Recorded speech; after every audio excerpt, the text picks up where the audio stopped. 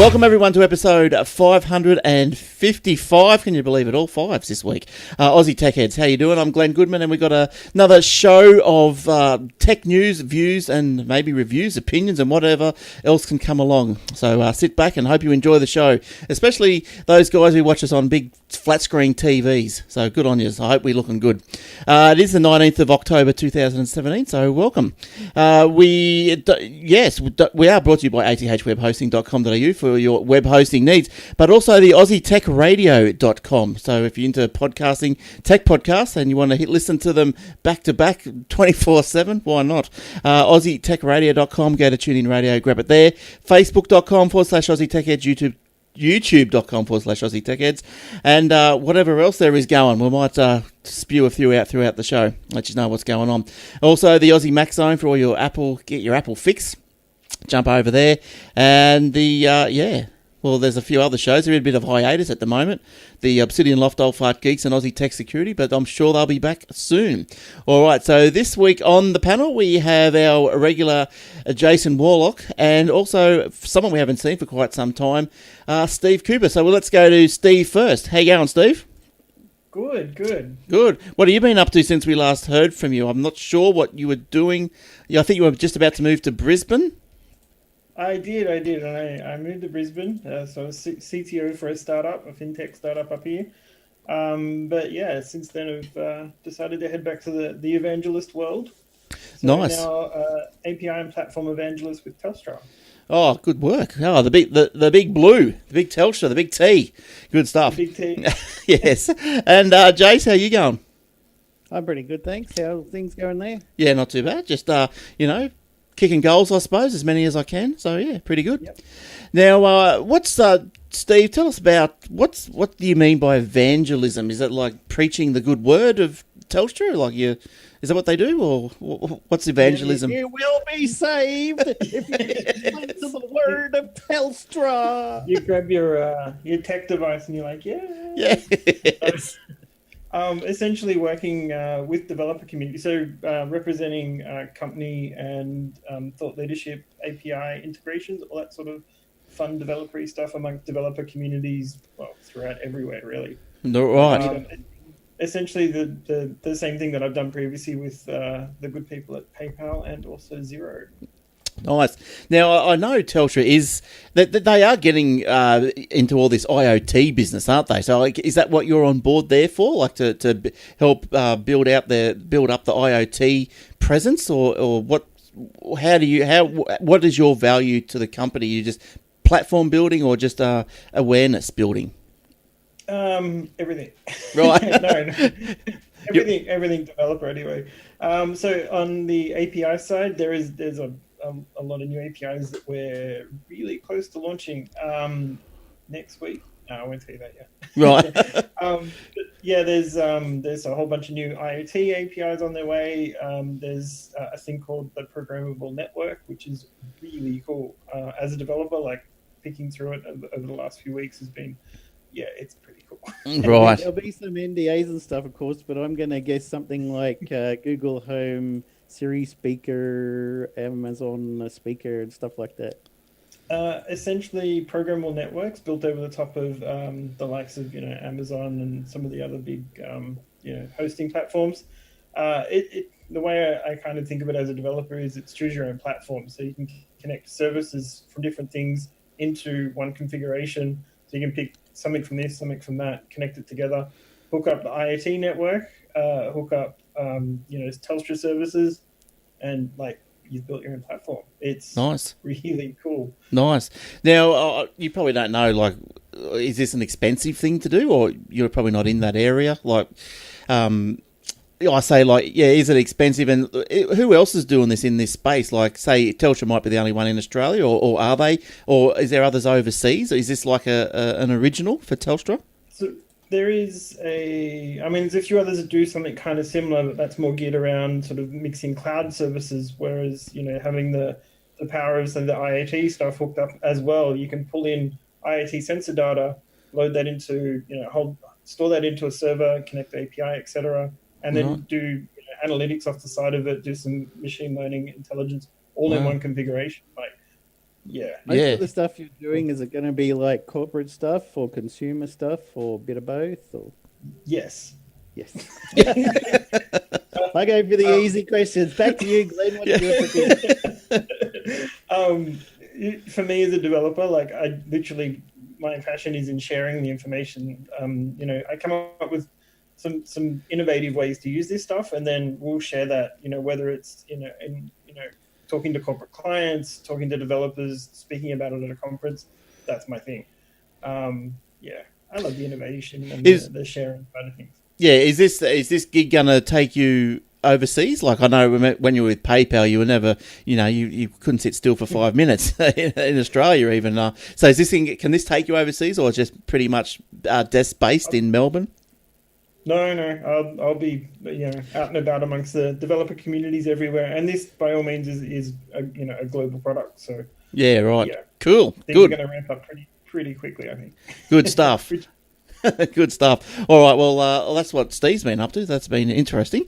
Now, what else are we going to do this? Our lives look a bit dull, doesn't it, Glenn? Oh yeah, I didn't really understand a word he said. Really, I heard APIs and IoTs and TLAs and stuff like that. I heard a lot of acronyms and 3-letter things.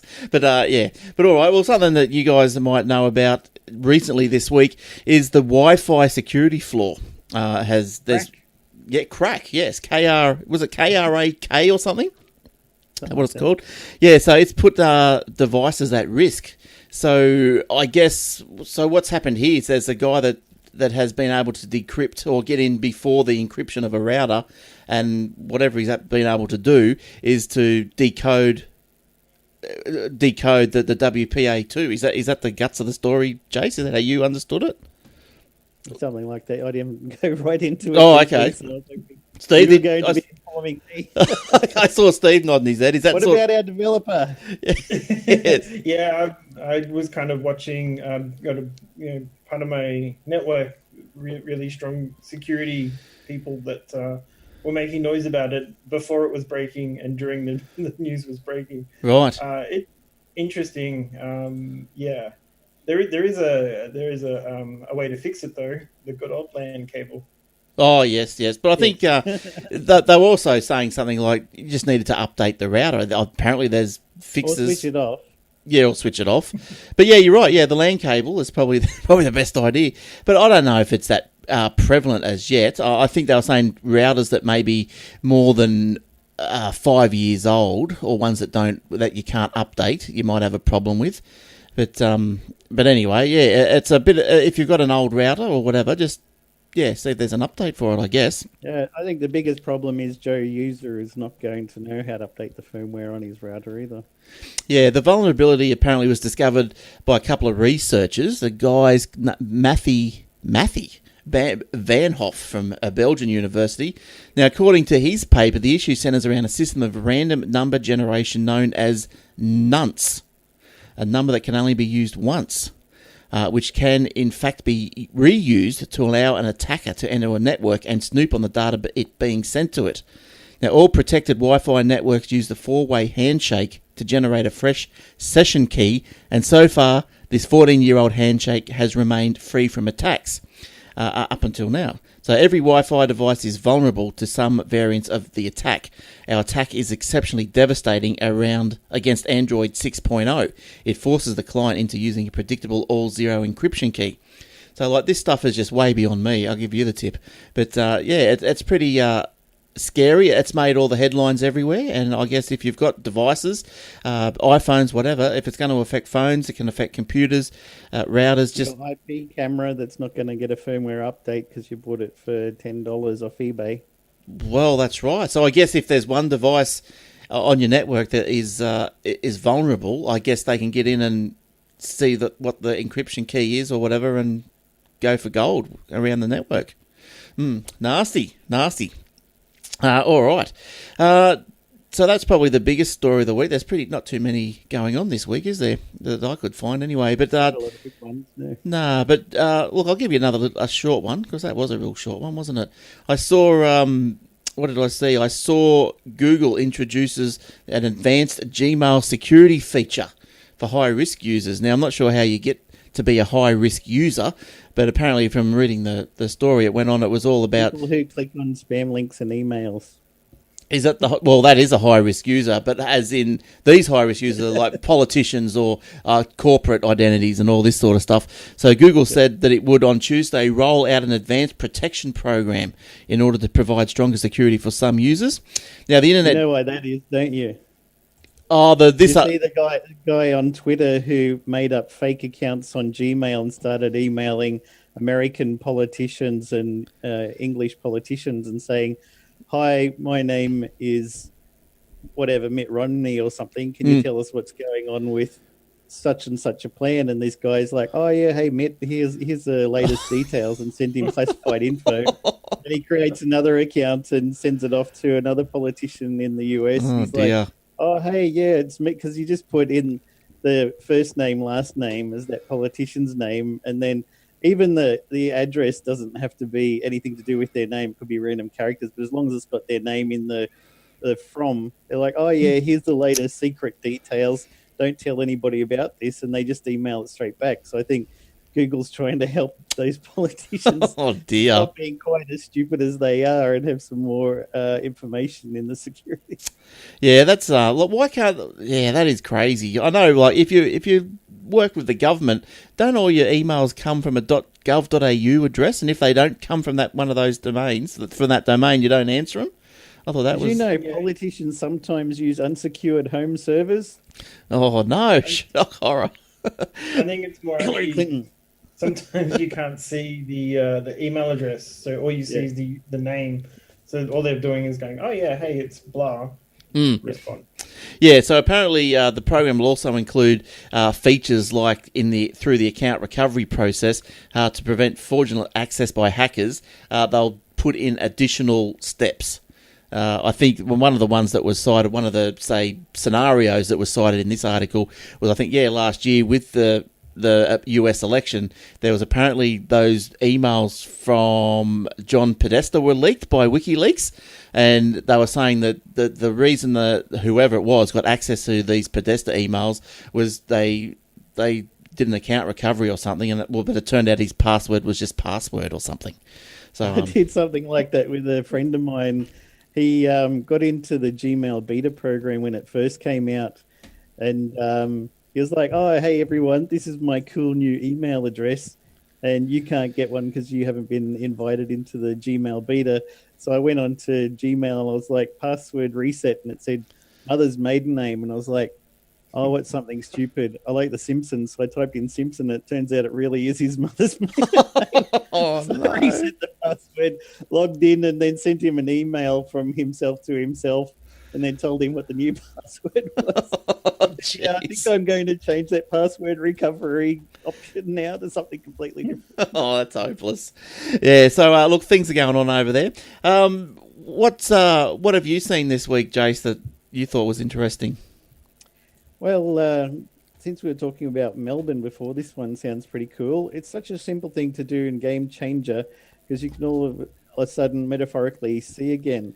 A guy, let me start at the top. Imagine you walk into a train station during the middle of a power outage. There's no ambient light, so you're in total darkness, forced to navigate your way through the area.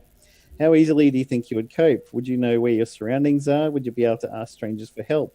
This is the harsh reality visually impaired people face every single day, but an innovative new concept in Melbourne is looking to change this once and for all.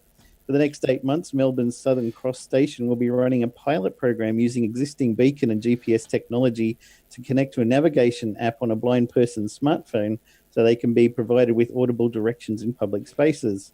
Having been severely visually impaired for over 20 years, Guide Dogs Victoria client David Ferran said the Blind Square app has given him more independence than he's ever felt before.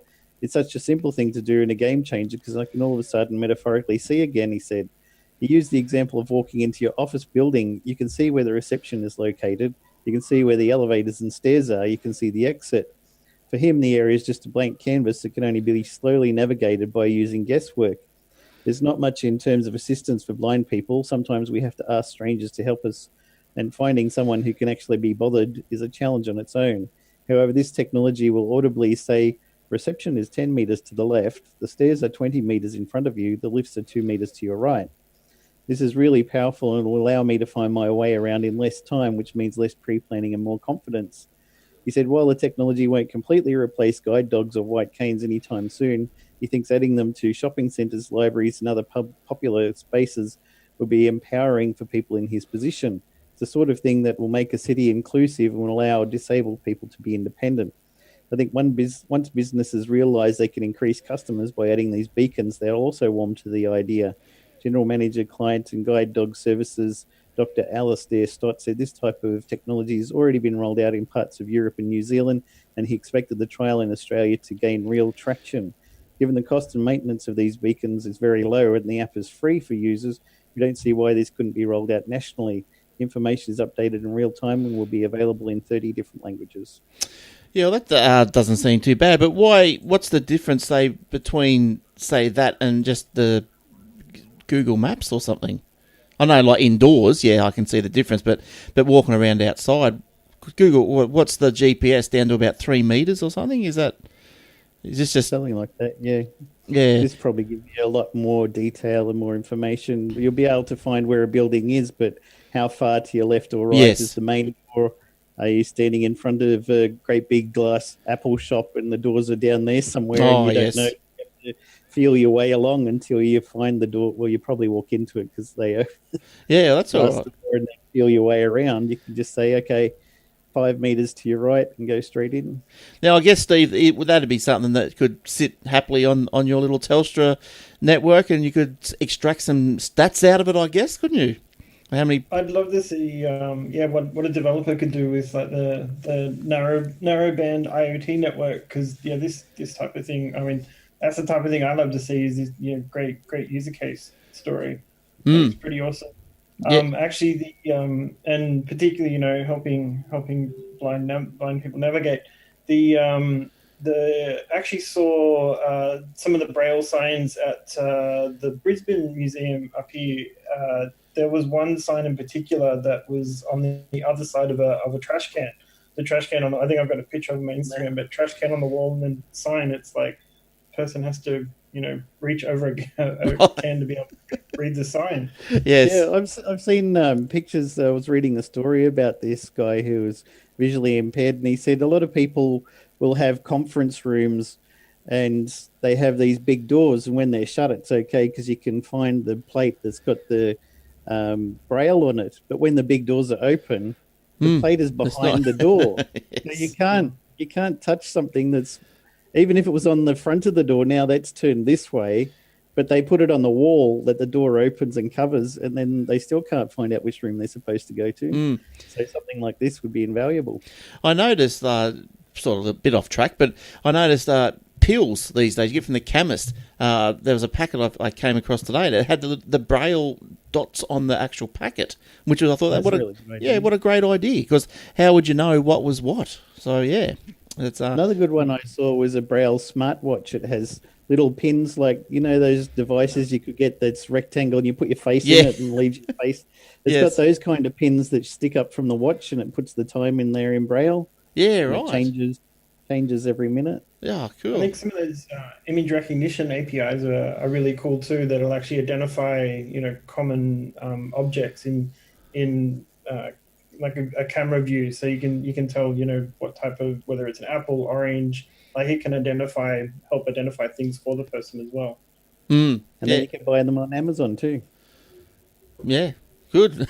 Yes, my Bixby does that. It's on the Samsung Galaxy S8. It's got a Bixby app, and you aim it at something. It'll, like if you see a dress in a catalog, you can aim it at that, take a photo, and it'll say, what is this? And it'll look it up online and find out where you can buy it from, the exact pattern, the same style and everything. Yeah, right. Things are just getting too smart these days. It's just, it's all getting too much. Now, even photographs are springing to life, apparently. New software makes it possible to breathe life into still photos by making, say, a picture of your face, making the person smile. Even though saw Harry Potter come through. Well, yes. The project was developed in Israel with the help of some social network. It has the potential to become the net's next viral hit, but also has more serious long-term uses, as one of the creators explains. But look, I'm just trying to see if I can find a link, because I have got the link here.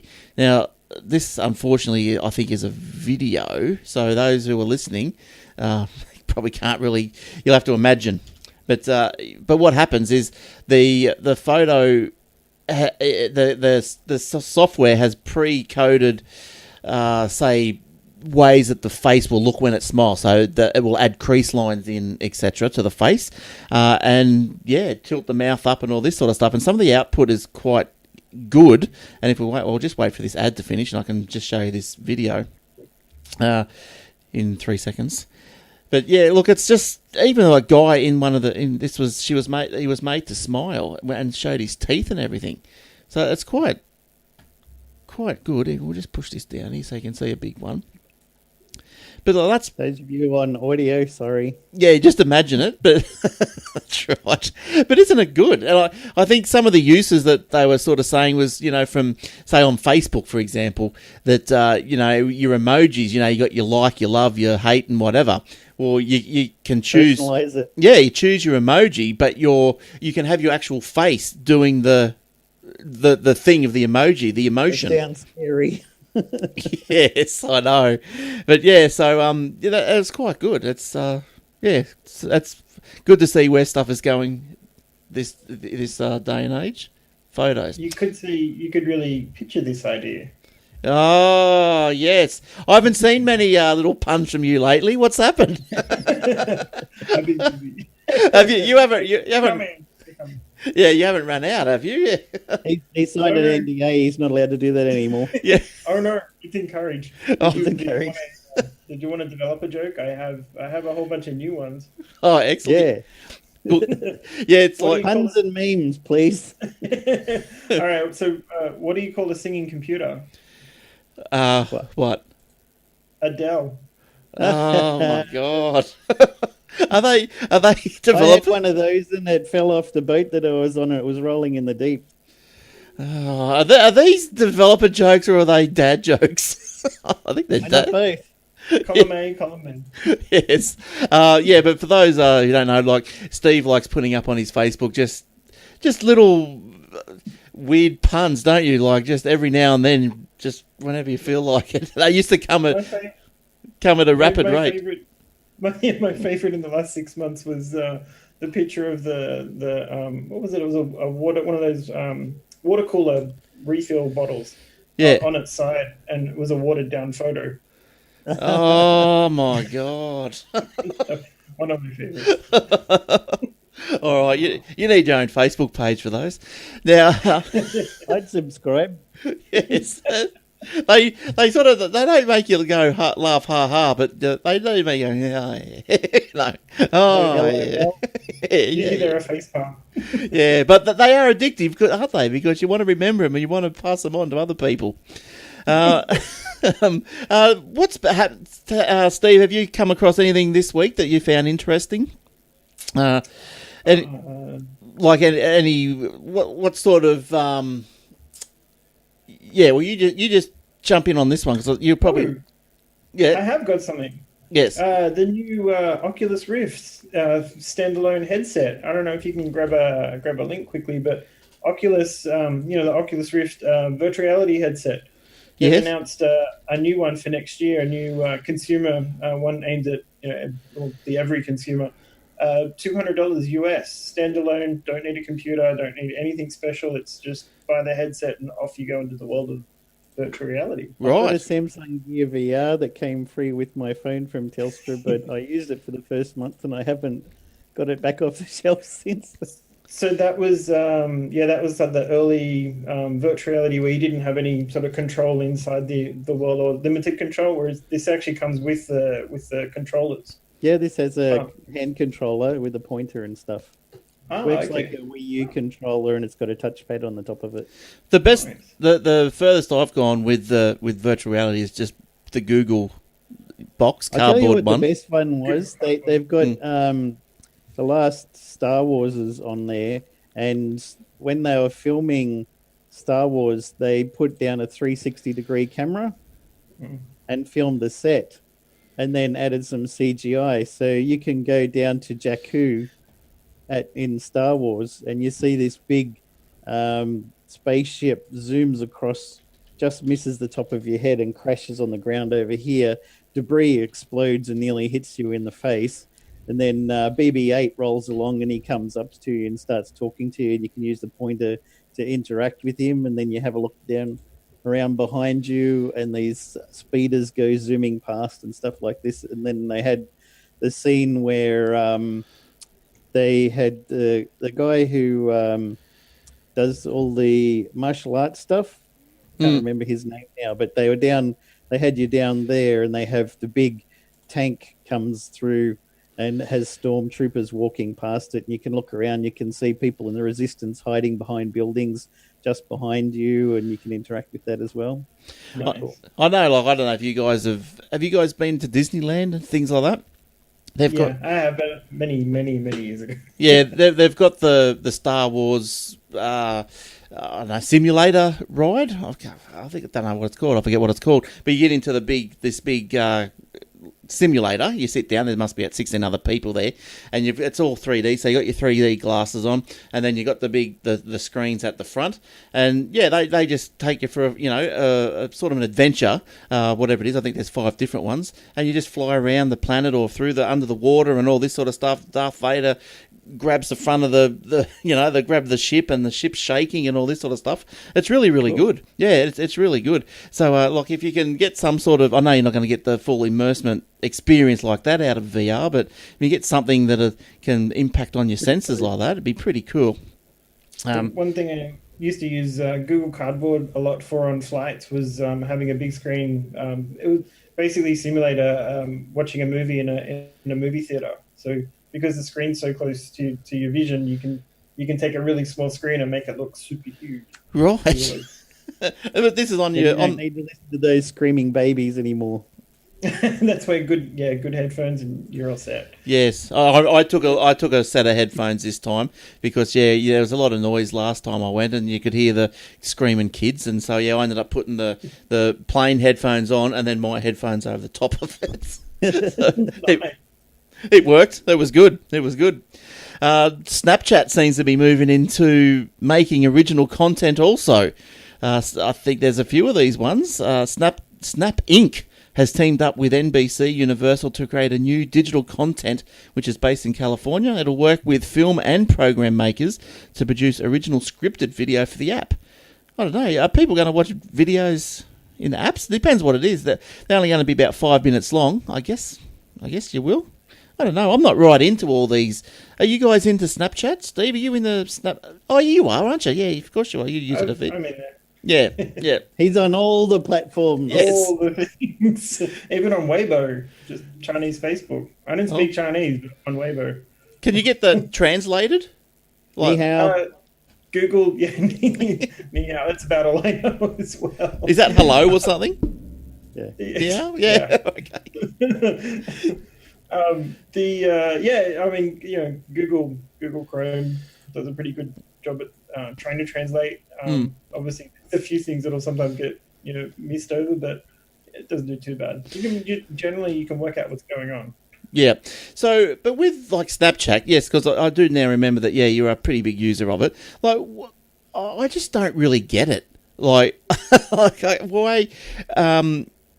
So what do you use it for? What do you use it for? Like, are you using it just to have just one-on-one communication with people, and then that communication deletes, never to be seen again? Is that the use for it, or like why would you favour that over Twitter?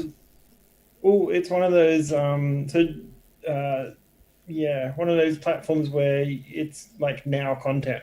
So I see this thing now, and then it's gone. Right. So, yeah. Stuff you're only going to see like once off. Like it could be a selfie with somebody, or some type of you're at an event, take a picture.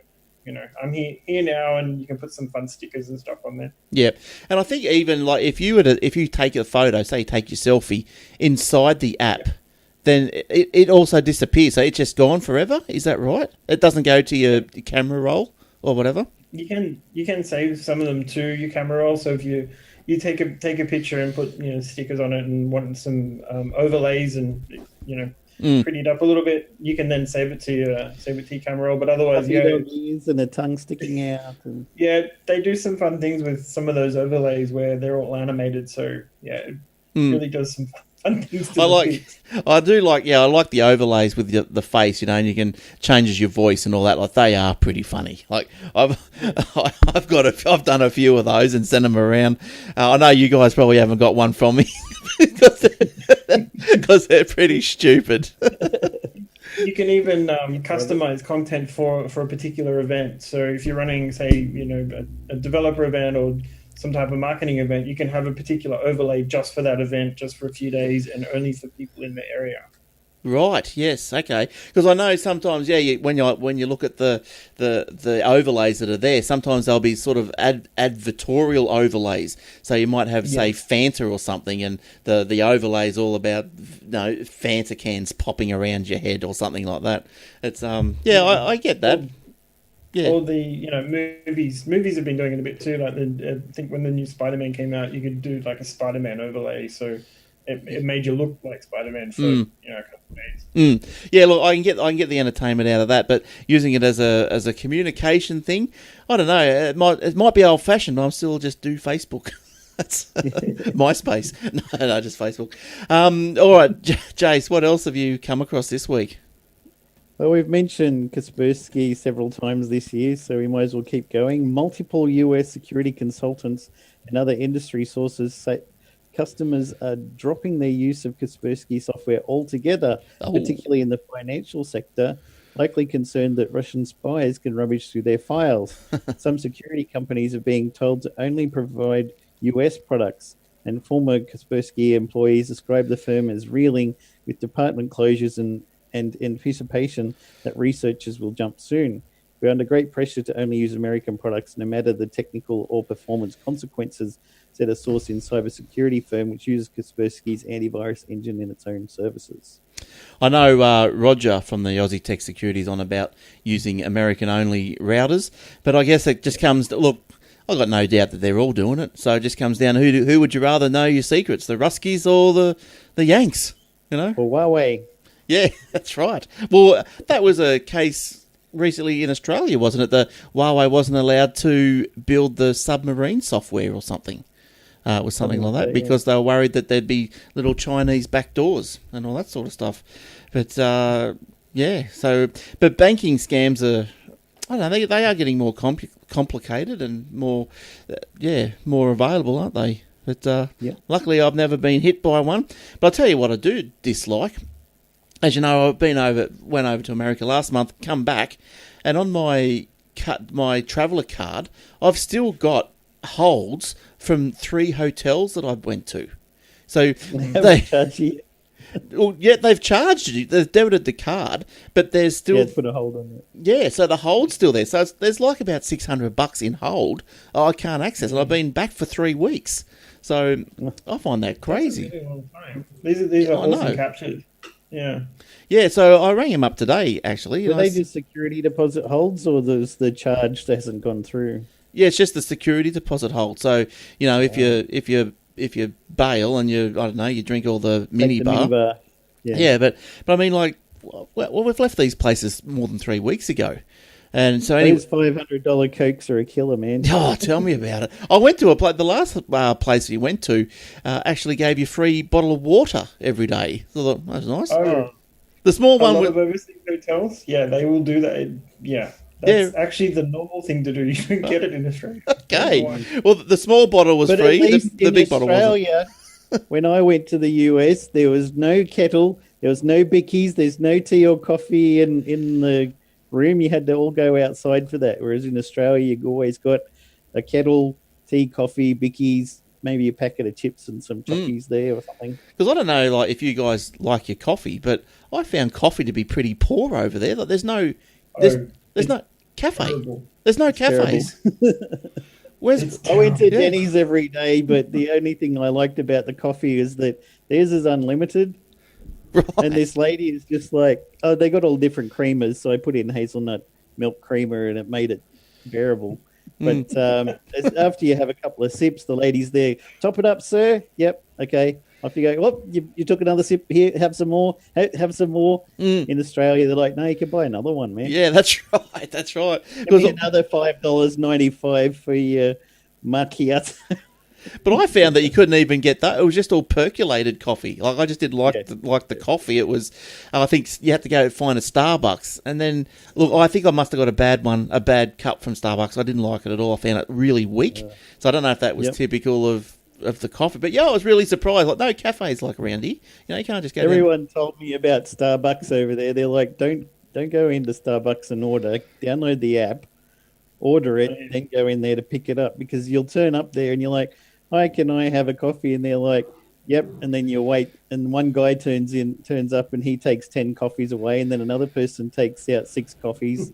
They've all ordered it before you on the app. Right. And you're just sitting there going, I've been here for an hour and I haven't got my coffee yet. But I downloaded the app. They don't have the app in the Australian App Store.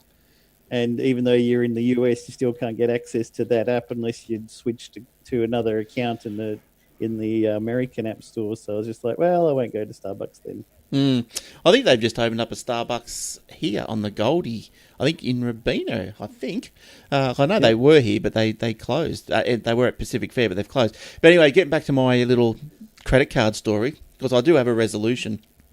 It does take about 3 weeks for those holds to come off. It's a joke. So I rang him up today and I said, next time I go over, how can I avoid this situation? So what the answer is that if you put the security deposit on a credit card, then it's only a couple of days hold. But see, I put it on a debit card, even though it was a Visa debit card, and apparently the debit cards take the 3 weeks to come off. So she was saying you put the security, so you go there with your 2 cards, security deposit on the credit and pay for it on the debit, if that's how you want to do it. Right. So that's the answer. You know all the tricks. I do now, after I'm home. Yeah, real handy. Tune in again next week for USA Travel Weekly. Yes. And look, this is what you can expect from next week's show, is the Starbucks app. We'll review it. Yes, so there you go. Virgin Mobile is going to discontinue prepaid mobile broadband. Wants to focus on postpaid. Mustn't be any money in prepaid, I imagine. So they've stopped offering the service on its website, although you can still buy the $15 recharge option until the start of next month. Customers with unused credit may be eligible for an automatic refund, which Virgin Mobile said would be issued within 6 weeks from the November 18. Any ideas other than not profitable? Why would they be getting out of prepaid? Just, are we all going to agree, just not profitable? Yeah. Yeah? Guess so? Yeah, that's fair. Why would you get out of it otherwise? So there you go. I don't think I know anyone. I had another issue. I had an issue with Vodafone. That's right, because I had that. Hit more US tips here. When I went overseas, I got the Vodafone plan, and you can do the roaming. You know, it was $5 a day. Worked out really well. It was really good. But come back and. I rang up and cancelled it, of course, as you come back. And they sent me the bill that said, you're going to get charged again this month. I went, hang on a second. So I rang him up yesterday and I cancelled the direct debit. And I rang him up today and said, listen, you keep sending me bills for to continue on. So I've cancelled the direct debit. So now, can you sort yourself out and then ring me when you sort it and I'll pay you the difference. And so they're going to ring me tomorrow. And I'll pay the difference. But you got to, but it's so much time wasting, isn't it? With all these things, I just can't believe it. I screwed up when I went over there. I forgot to properly get a data pack. I thought that I had, but I hadn't added it to my account properly. And then first day that I'm in my hotel room, there's a parade going through town. So I'm like, I run downstairs. I'm like, I'm going to live stream this on Facebook. Hey, everyone, look what's happening in America, San Francisco. Isn't this cool? And then I get ding from Telstra. You've just spent $75. What? Oh, no. Ding, you've just spent $150. Hang on. So I went up and I'm on 24/7. Like that live chat on Telstra is a lifesaver. That's the best thing that they ever put on there is a 24/7 live chat. I'm like, please help me. And they're like, blah, blah, blah. No, you knew. Right. Look, we'll only charge you half of it, but make sure you buy the data pack properly. Yeah. Okay, I promise I will. They tell you to turn your phone off, but I'm talking to you. Ding! I can't. Now, look, I know there's another guy that I know who's just been over to the US. I know he listens to the show, so I'm sorry to bring it up. But more US tips. That's great, isn't it? So he took his trip over there and got sick while he was over there. And so went to the hospital, blah, blah, blah. You know how much the healthcare is over there. So he comes back and whatever, and he goes, oh, thank goodness I had the health insurance. So he went to claim. Don't have it. Sorry, sir. We don't have any record of it. And he goes, what's going on here? He didn't have any. And he forgot to take it out. Now, the reason he forgot was because normally you would, if he normally books on it's like an American Express card, then that travel insurance comes automatically because you've booked it on the American Express card. But for whatever reason, this time he's going through the Google flights and whatever it was, wherever he was, and he just probably, late at night, not really thinking, or after too many sherbets or whatever, and just goes, oh yeah, I'll have that flight, that hotel, blah, blah, blah, PayPal, exit, thank you. And he paid by PayPal, didn't have the travel insurance. Yes, cost a little fortune. But sorry to bring that up, but to that person, but but the bad memories. The Aussie US tips is got to get to the bottom of all these never stories. Listening to this podcast again. No, no, he probably won't. He probably bring back bad memories. But anyway, okay. What else have I got here? Or what else you got, Jace? Anything else? The world's first floating offshore wind farm began delivering electricity to the Scottish grid today. Oh. The 30-megawatt installation situated 25 kilometres from Peterhead in Aberdeenshire, Scotland, will demonstrate that offshore wind energy can be harvested in deep waters miles away from land, where installing giant turbines was once impractical and impossible. At peak capacity, the wind farm will produce enough electricity to power 20,000 Scottish homes. From the report, the installation, called Hywind Scotland, is also interesting because it was built by Statoil, a Norwegian mega corporation known for offshore oil drilling. Statoil has pursued offshore wind projects in recent years, using the company's experience building and managing infrastructure in difficult open sea conditions to its advantage. Hywind Scotland began producing power in September, and today it starts delivering electricity to the Scottish grid. Now all that's left for Statoil, its partner company Mazda, to install 1 megawatt-hour lithium-ion battery, charmingly called Batwind, on shore. Batwind will help the offshore system regulate power delivery and optimize output. After a number of small demonstration projects, the 5 6-megawatt turbines are the first commercial turbines to lack a firm attachment to the sea floor. They're held in place using 3 giant suction anchors, which are commonly used in offshore oil drilling. Essentially, an enormous empty upside-down bucket is placed on the seafloor, and the air is sucked out of the bucket, which forces the bucket downward further into the seafloor sediment. Wow, that's awesome, isn't it? Yeah, I know that there's a lot of wind over there. Oh, that's how big they are. So it's bigger than whatever that building is. Oslo Plaza, Norway. That's huge. So I've just got up here on the screen for those on the audio. We've got a picture of the wind turbine, which is bigger than the Oslo Plaza, Norway, at 117 metres, bigger than the Statue of Liberty, the Leaning Tower of Pisa, and the Scott Monument in Edinburgh. So these things stand, 254 metres. That's wild. And a lot even taller than Glen. Oh, it is, and that's right. But so that's good. Hopefully that's going to be successful over there. But there is a lot of wind in that part of the world, from what I hear. So cold wind. I won't say anything about Scotsman and being full of wind or anything like that might get us in trouble. Well, you look at, I don't know if it is it just me, but I look at those things that like the blades on it, and to me they look too thin to catch wind. Like, don't they look thin? Like, obviously they work, but don't they look thin? They do look thin. But anyway, that might be just me. All right. What else? You look thin. Oh, I hope so. Yeah, getting there. Steve? Any comments on wind farms? No. Good tech. Need them. Look like they really floated that one though. Way of the future. That's blown me away. Yeah. Adobe warns users to patch against the new exploit. Just keep those auto updates on, I guess. The warning came from Kaspersky. Oh, so Can you trust it? I Then? don't know. It's those Ruskies. The warning. Oh yeah, sure. We'll download the new Flash one. Good one, Kaspersky. Yes. Yeah. Oh, look, there's a link on the Kaspersky site for the update. For the Adobe update. Lovely. Did you see what happened with Equifax? Speaking of Adobe stuff, No. you know how Equifax got hacked and they stole everybody's customer data. Okay. That was the big story for the last couple of weeks. It's an identity fraud protection company. Oh, right. It has your social security number, your home address, how much money you make, all Oh, the details. no. Yeah, To everything. protect your ID, and it got hacked and they stole it all. And then they put up a new website. Come here to find out if your data was stolen. And when you went there, they had an ad in the top of the screen which had been compromised and was requesting you download a new Adobe Flash player, which was a hacked one that was really a virus. Oh, no. That's You got crazy. double whammy if you actually went there and did it, because you got hacked as well as them.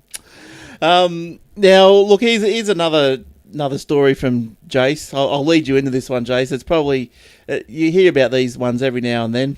It's the Netflix. They're hiring cops for the beat to go after illegal downloading. What Flicks? Copflix? What's going on over there? Are they going to eradicate illegal downloading or what? They hate the pirates. Arr. By offering cheap access to decent online content library, which includes its own original content, Netflix hopes to put an end to piracy once and for all. Despite attracting more than 100 million customers worldwide, Netflix's content is still prone to piracy, with its own shows like House of Cards, Narcos, and Orange is the New Black illegally streamed or downloaded millions of times. Narcos. The streaming giant has long been battling with pirates, having sent over 1 million takedown requests to Google alone. But the company believes its efforts are not enough and is currently expanding its internal anti-piracy division by hiring a copyright and content protection coordinator. Oh. Netflix's listing describes a role as being responsible for the tactical takedown efforts with the goal of reducing online piracy to socially unacceptable fringe activity. The company said the right candidate would have experience with anti-piracy initiatives and should be very well versed in managing an effective notice and takedown program. In addition to sending of takedown notifications and monitoring piracy trends in data, the role has strong focus on going after Facebook, YouTube, Twitter, Periscope, Google Search, Dailymotion, and other platforms used to facilitate piracy. Now, look, I don't know. Is it just me, or is that they're never going to stop piracy? Are they, Steve? Do you reckon they ever stop it?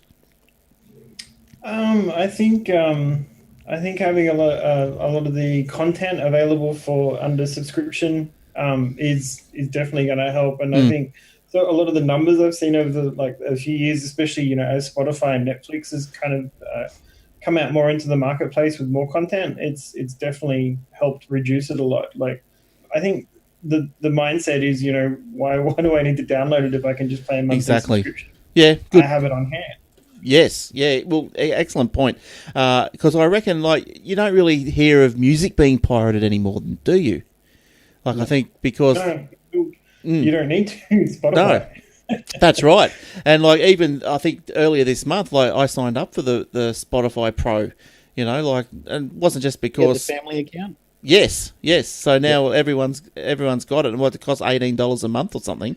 And I think even artists have recognized that as well. Like the new, there's a new Marilyn Manson, album came out. They still call them albums? Yeah, album came out recently. That'll do. Yeah, it was out within 12 hours on Spotify. So, I had it. Yes.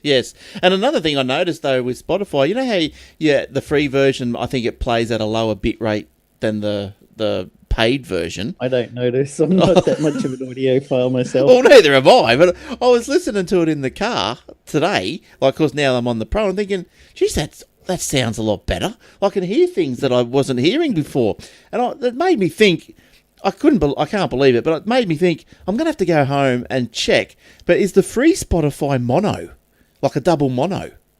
And it's probably just a lower bit rate. Yeah. I've been a subscriber since it launched in Australia. When was that? with their horrible ads. Horrible ads? Oh, yes. Yeah, The on the free one has version. these horrible ads. Oh, Where force you to go, oh, my ears are killing me. I'm going to pay money for this. There's actually a guy who did a parody on YouTube, how we make Spotify ads, and he's got like trumpets, trombones, and garbage cans he's banging around. It's like, buy us on Spotify. Subscribe to us on Spotify now. But look, the way I always look at it, though, like it's the price of a single, if they still have those. I don't even know anymore. Yeah. I don't think so. Showing my age. Literally the price of a CD a month, and you get I've got 30,000 songs in my main starred playlist. Yeah. Well, I had a lot of. I was doing good with about 800.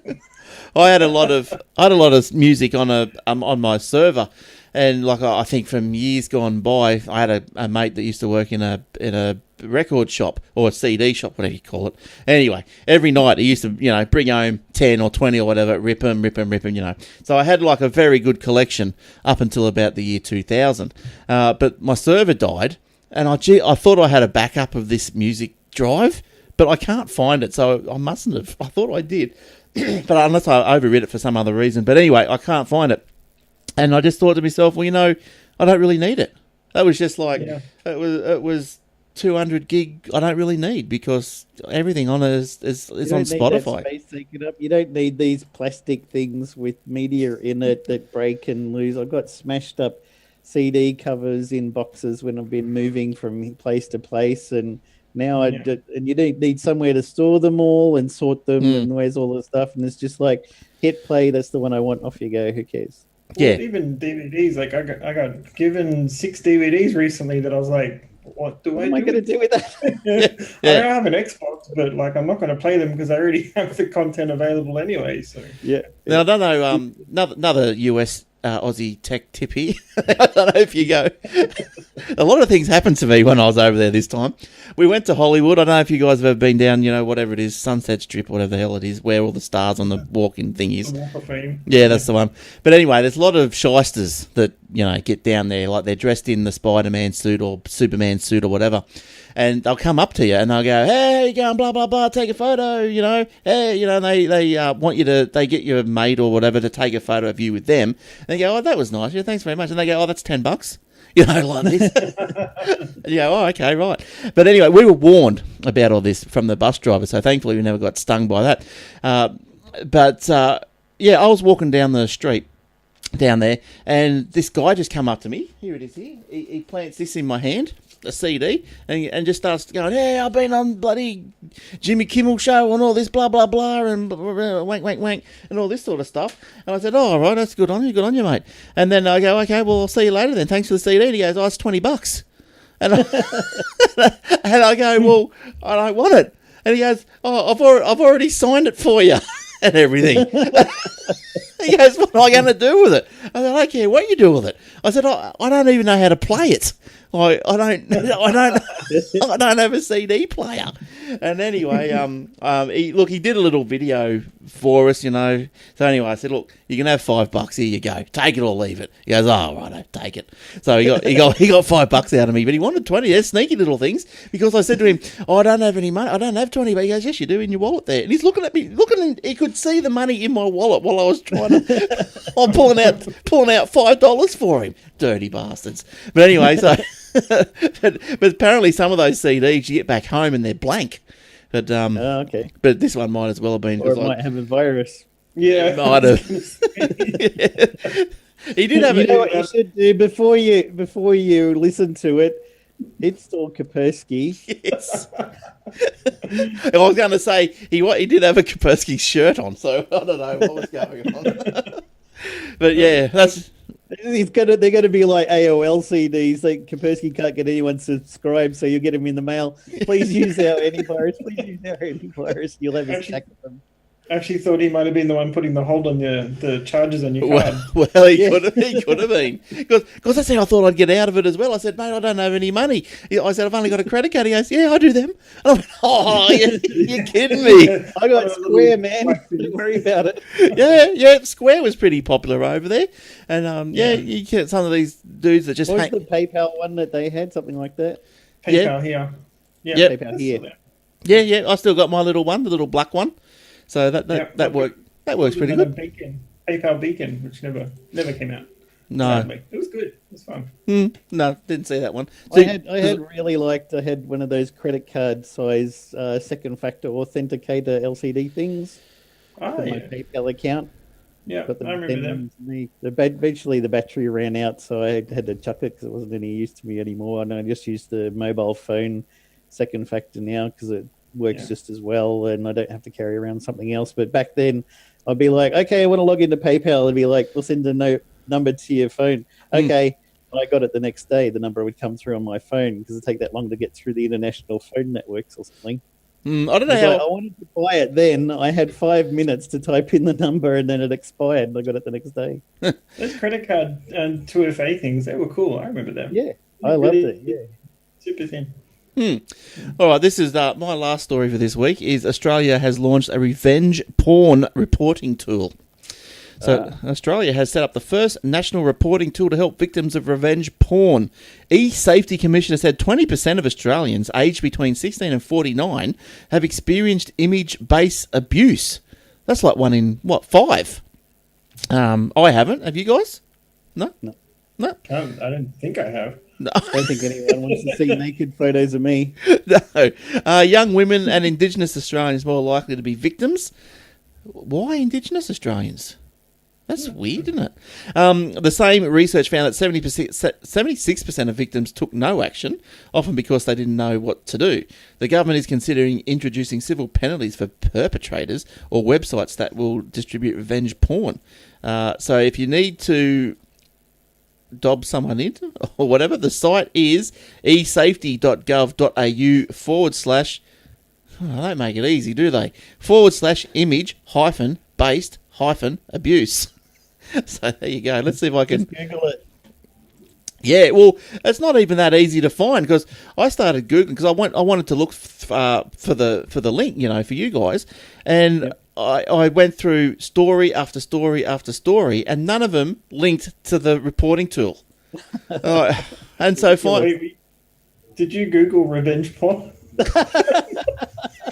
Probably. Is that going to flag somewhere? Is it? We're just wondering what kind of results you got.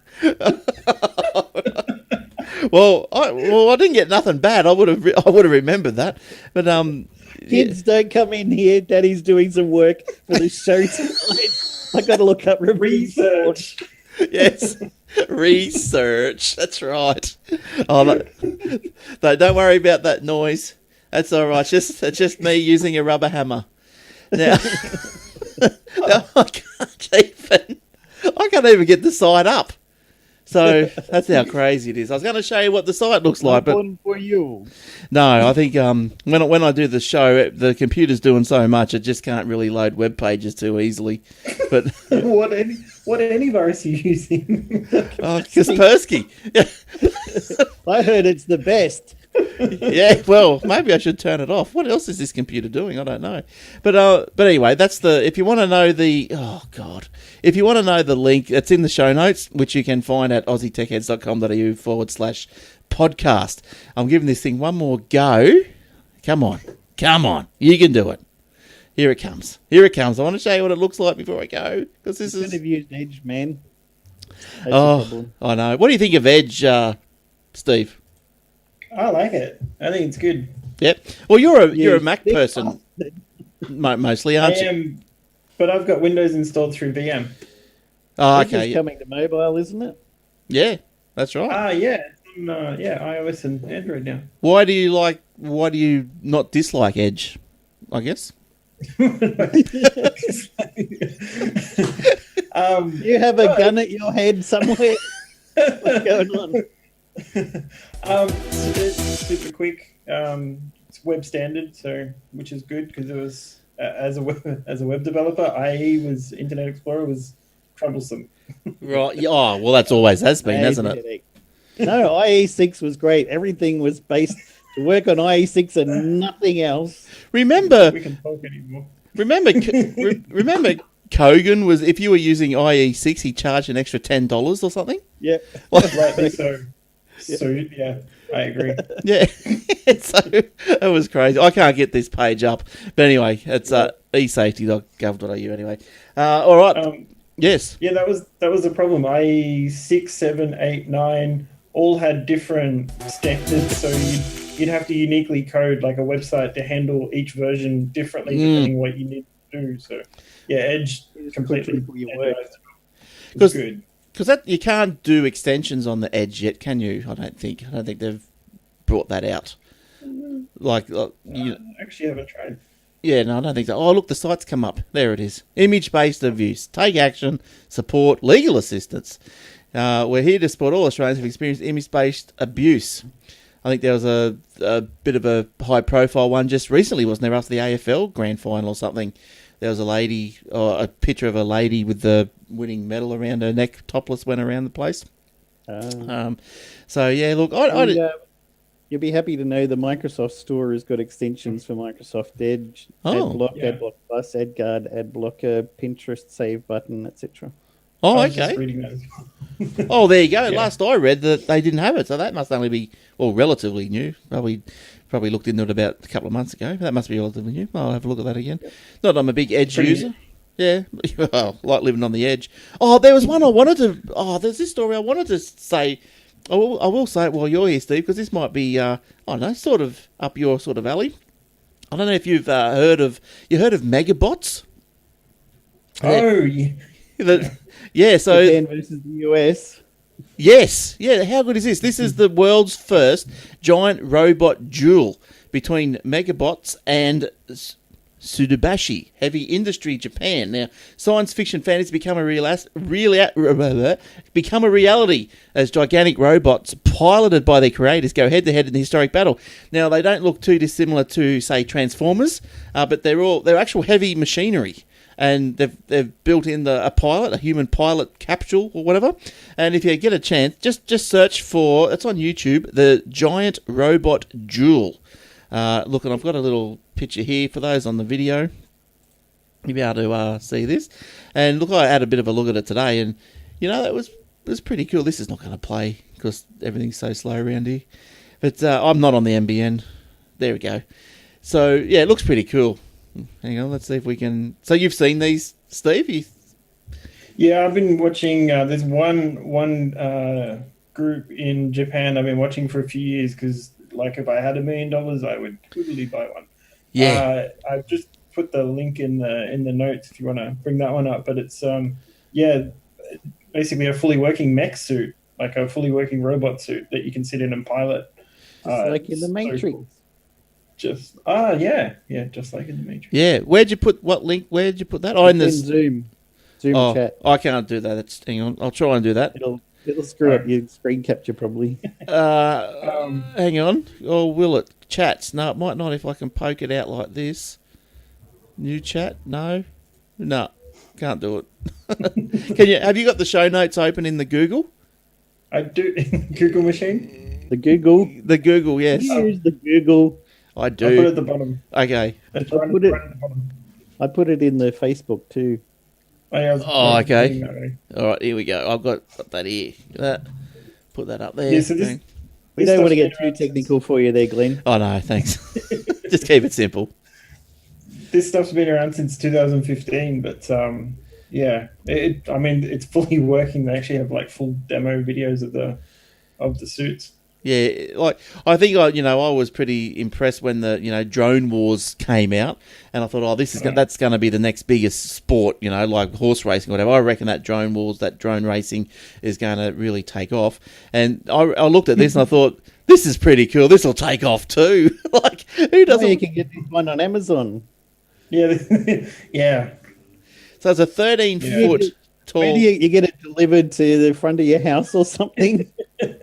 Yeah, just leave it on the porch. I tell you what, so the neighbours don't find it, just put the welcome mat on top of it. Oh. It's only 13 foot tall, but it'll fit under the mat. So there's YouTube videos of this thing actually driving around on the street. Oh, right. They actually have fully working. How many car crashes? Well, literally see like I don't think it's on that site, but in the video you literally see it go down the street and there's like cars like driving past it. Like you would. I'd be like, what the hell was that? I know, it looks cool. Looks good. Which one's coming to kill me? Yeah, have a look at them fighting and stuff on that YouTube video, and it's awesome. It's awesome. All right, look, I'll put that link of Steve's in the show notes, and I'll just put Steve under that story, and I'll put Steve's link. There you go. So everyone, you can see what we're looking at. All right, cool. All right, I think we're about there, Jason. Unless you got this final thoughts. One quick one to finish off. It's very, very important. Yes. Digital pets have been a thing for a couple of decades. Pokemon's still going strong, but there's another huge franchise which has been strangely overlooked. Back in the 90s, the world became obsessed with Tamagotchi. Nearly 82 million users around the world cared for, fed, and cleaned up after pixelated creatures that lived inside an egg-shaped device. Now the original virtual pet is back to delight original fans and newcomers alike. Right. The new Tamagotchi device is smaller than the 90s original. Despite that, it retains the same egg shape and LCD screen. Folks, remember, there are 6 different shells which are based on the original Japanese one. Each of these has its own unique character. Though the new Tamagotchi devices are based on the Japanese ones, the packaging resembles that of the American devices. In this way, the new Tamagotchis combine Western and Eastern sensibilities. For many Generation X kids, the Tamagotchi device can be considered America's first and favorite digital pet. The enduring power of Tamagotchi is its clear expression that nurturing and love never goes out of style. It's such an honor to bring back one of the most beloved toys in a way that captures the magic and joy of a generation while embracing the sensibilities of new generations.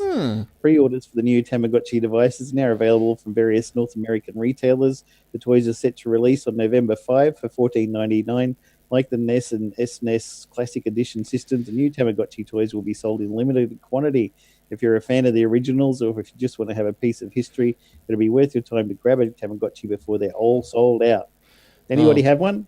No, I had a few of them. Yeah, I had one or two Tamagotchis as well. They were fun. They were cool. And then they did that thing where they had the ones that would talk to each other. And, for a while. Like Bluetooth or something like similar. Yeah. Yeah.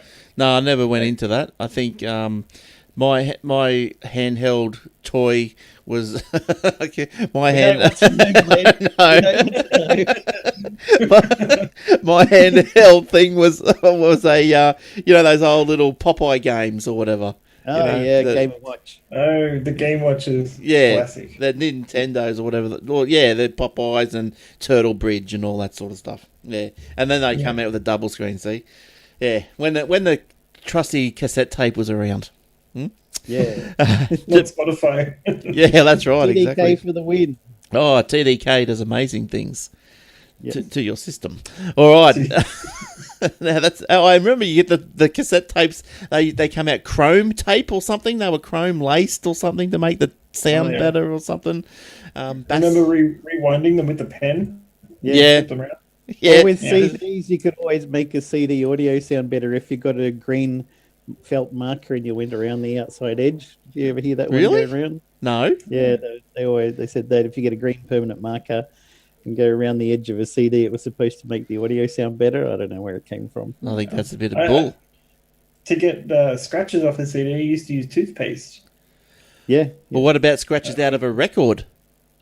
You used to just get a black texter and colour them in. Yeah, colour it back in again. That's right. So I suppose just to stop the needle jumping, I guess. But I've got a record player somewhere. I haven't used it for ages. All right. So that's about it. Steve, did you have anything else you want to add, or you happy to leave it there?